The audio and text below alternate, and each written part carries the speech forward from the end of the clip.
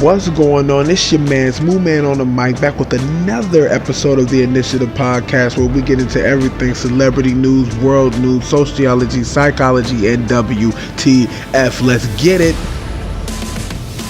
Okay, so if you're listening to this podcast either early morning today or tonight, depending on how you're looking at it, I want to give a shout out to DMX Earl Simmons. Today was the day of his passing back in 2021, and this is a special day. It's always going to be a special day because DMX was my favorite rapper. You know what I'm saying? One of my favorite rappers of all times. You know what I mean? He came out with It's Dark and Hell is Hot.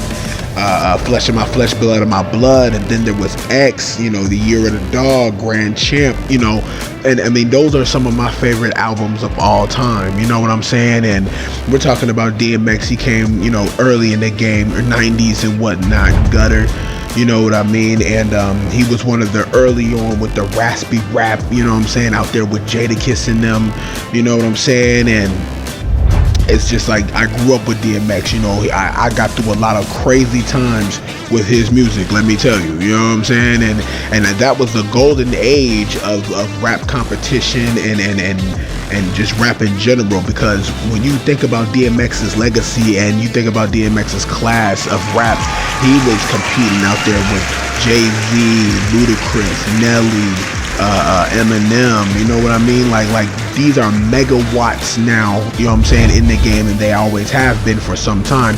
They're legends and kings in their own right, you know what I'm saying? And this is, all of them came up together with DMX being just unique, a one of one amongst the number ones, okay?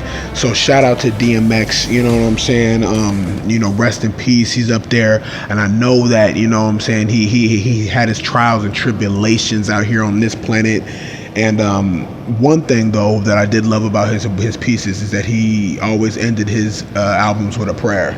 You know what I mean? Exodus 1:7 being the main one that sticks out to me, which reads, "It is through God's providence that the Israelites are fruitful and prolific." And prolific DMX was. So again, shout out to DMX.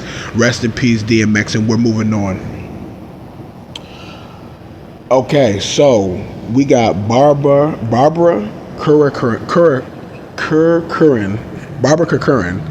I'm sorry if I pronounced her last name wrong. She was on the Angela Yee podcast, the Way Up podcast. Shout out to Angela Yee, syndicated, you know what I mean? And she was talking about entrepreneurship. Oh, and if you don't know who Barbara Curran is, she's the entrepreneur on Shark Tank, considered the queen of New York real estate. You know what I mean? She sat down with Angela Yee, and they was going over entrepreneurial pitches, and she gave out a little bit of advice if you're looking for advice with from someone who's been in the game for so many years. She said that it requires energy, enthusiasm, and persistence in making money. She feels that her greatest pitch is, how am I going to make money? But of course, though, that's the greatest pitch for all businesses. I would have to say so myself, right? And me being an entrepreneur in the game, in various different fields, I've wore various different hats throughout my, short life, but hopefully longer life, on this planet so far. You know what I mean? From construction to consulting, I have about 3 different LLCs. I have a nonprofit. Yes, it sounds like, wow, I've been busy, but listen, running these businesses is an entirely different monster all by itself. And then running these businesses in this day and age with cryptocurrency and being able to translate your liquidity in so many different forms and factions now, I mean, you have to basically rewrite the book on entrepreneurial management, entrepreneurial financial, come ups and this, that, and the third. And there are leaders out here who have, the skin in the game, who have their experience in the game. And Barbara Curran is definitely one of them when she sat down with Angela Yee and it was going over it. And that's what hit my mind when I was listening to that podcast. I'm like, as an entrepreneur myself, not only has she hit every point, because you definitely have to figure out how to make money. What is your timeline looking like? What is your return on investments 3 years out, 5 years out, 10 years out, 15 years out, if, depending on how big the business is, depending on how big the LLC is. How about branding? Because branding and marketing are two entirely different things. I know a lot of people who, use the two terms cohesively, but they're definitely two entirely different connotations when it comes to business. Branding is all about the character of the business. Marketing is all about the promotion of the business. You know what I'm saying? And these are the things that I started thinking about when I was just listening to the podcast and Angela Yee on the Way Up podcast. And I'm like, man, like, I had to take some notes. I ain't gonna lie to you. You know what I'm saying? Because everywhere that anyone talks business, no matter where it is, it could be Shark Tank, you know what I'm saying? It could be Instagram, it could be TikTok, it could be books that I've read, and real life actual meetings that I go to, free seminars that some leaders of each community have, depending on what state you're in. And there should be more like that. You know what I mean? I always dip and dab and drop into these meetings and drop into these talks about what kind of marketing or entrepreneurial skill can I polish up to make me a better businessman, a better payroll operator, a better CEO, a better CFO. You know what I'm saying? So shout out to all the entrepreneurs out there. Shout out to all the Black entrepreneurs out there. I see you on my Instagram. I see you on my TikTok. I see you on my Facebook groups. I see you everywhere, especially out here in Miami. We're doing big things. We all need to keep pushing and keep striving, and we're going to move on. Okay, so we got Black anime. Now, I know that I'm not the only one who still watches anime. Yes, I do still watch anime. There are adult themes in anime. Don't get it wrong, they're catered to kids, but not just any kid. They are catered to the highest creative, intellectual kids out there, in my personal opinion, because only the highest creative kids out there watch anime. You see what I'm saying?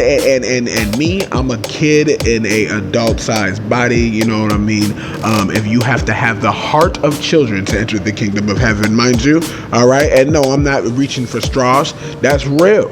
You know what I mean? I definitely still am within the Black anime culture and phenomenon. Shout out to the Black nerds, the Geek Squad, Nerd Gang. You know what I'm saying? So, I say that because Black anime writers have raised over 140,000 K to launch an indie community-owned anime Night of the Abyss on WeFunder.com. Okay, it's fan-owned, it's Black-owned. We have an opportunity as we keep pushing the Black anime realm into the mainstream, and man, we have some of the most greatest talents I've ever seen creating Black animation. You know what I mean? And throughout history, there's not too many Black representation in Black anime. Not many. There is, just not many. It's been recently that there's been more, just like with Black preschool and Black kindergarten cartoons. There hasn't been too many of that, but there's been a boom in Black animation amongst the children, and Black animation amongst just everywhere as far as Black anime is concerned. You know what I mean? I mean, back in the day, especially like Dragon Ball, we had Popo. I know y'all remember Popo, right? And yes, everyone keeps saying that he was a guy. He's based off of a Black god, which made me feel better, because the original Black people on this planet are indeed gods and goddesses. You know what I'm saying? And again, that's another conversation for another time. But my thing is, the best Black representation I've seen in a Black anime so far, well, in an anime just in general, was, for me, the Black Lagoon. You know what I'm saying? If y'all haven't ever seen the Black Lagoon, I advise y'all to go watch it. It's definitely one of my favorite animes of all time. And yes, I said it, one of my favorite animes of all time. I'm into the guns. I'm into that mob style anime like Cowboy Bebop. Trigon is another one that's one of my favorites of all time.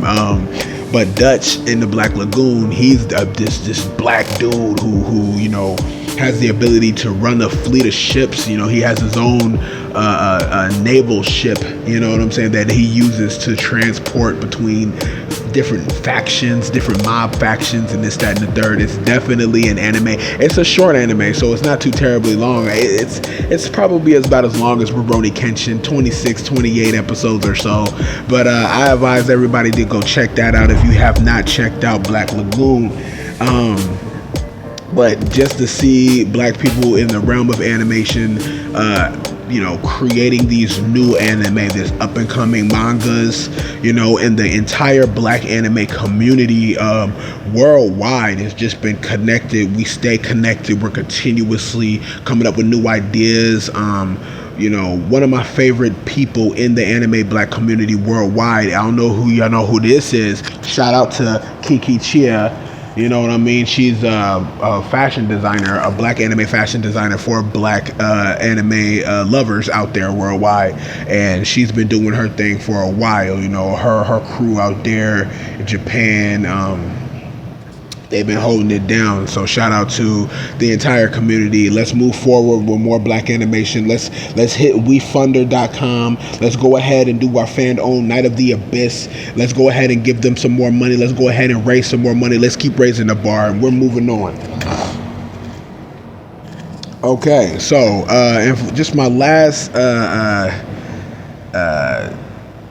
the last headline that I want to do is about mushrooms, about the shrooms, people, because everyone knows that shrooms is healthy for you. At first it was taboo. Decades ago, it is no longer taboo. Herbology and herbal medicine is on a rise as distrust within big pharmaceuticals has reached an all-time fever pitch. All right. So, not only does mushrooms protect your brain, antioxidants and proteins, increases neurological activity, it actually has a particular protein called selenium. You see what I'm saying? That is one of the key in overall neurological health. You know what I'm saying? That, and mind you, get some advice, read some books, grab some elders, grab some medicine women that you know in your area, even some shaman for the natives out there, and get some knowledge on the shiitake mushroom, on the chaga mushroom, on the lion's mane, on the reishi. You know what I mean? Get on those mushrooms, learn how to use them, learn how to cook them, how to ferment them, how to age them. I mean, there are different methods preparing shrooms, whether they're wet or soft powder shrooms, depending on what you prefer, what your intake is. I highly advise y'all to get down with it and blend it in with your natural dietary routines, and I promise you will see a difference. I personally take over 6 different kinds of mushroom herbal supplements. All right, that's just me personally. I work out every day. All right.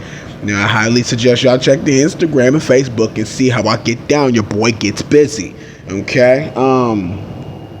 And let me tell you, and if you love mushrooms as far as cooking goes, dried porcini risotto, that's the best risotto that I've ever had. And yes, I made it myself. Dried porcini risotto, dried mushrooms over some risotto rice, you know what I'm saying, cooked to perfection, prepared to perfection.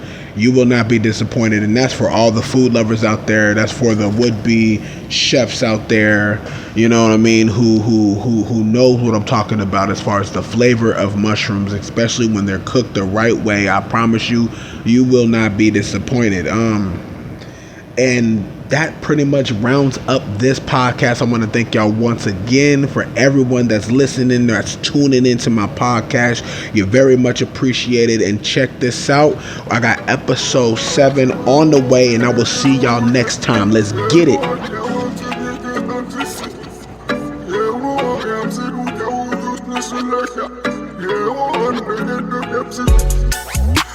don't mean no disrespect, but no way.